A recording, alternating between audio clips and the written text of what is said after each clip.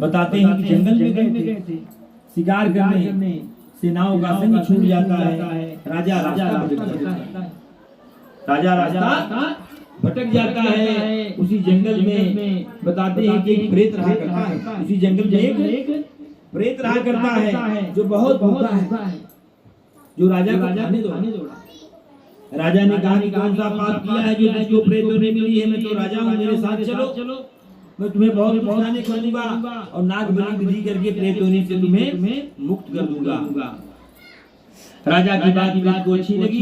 प्रेत ने कहा हमने पूर्व जन्म में बहुत सारे पाप कर्म किए हैं, मेरी अकाल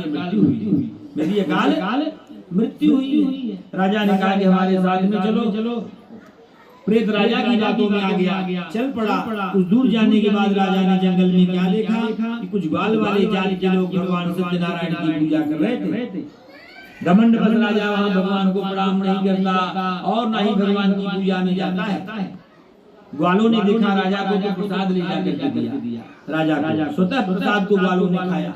राजा प्रसाद ग्वालों के हाथ का दिया हुआ नहीं खाता, वह प्रसाद का त्याग कर देता है। और वह प्रेत बहुत भूखा था, वह प्रसाद को भोजन समझ करके खा लेता है। प्रसाद खाने से प्रेत आत्मा के लिए वैकुंठ से विमान आता है और उसी क्षण प्रेत को मोक्ष हो जाता है।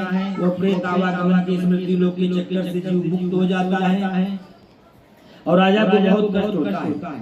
बताते हैं कि तस्य पुत्र सुतम नष्ट, धन धान्य आदि सब 100 पुत्र थे, सभी मर गए, संपत्ति सब नष्ट हो गई, राजपाट सब नष्ट हो गया। राजा को आश्चर्य हो गया कि इतनी शक्ति किसके अंदर है।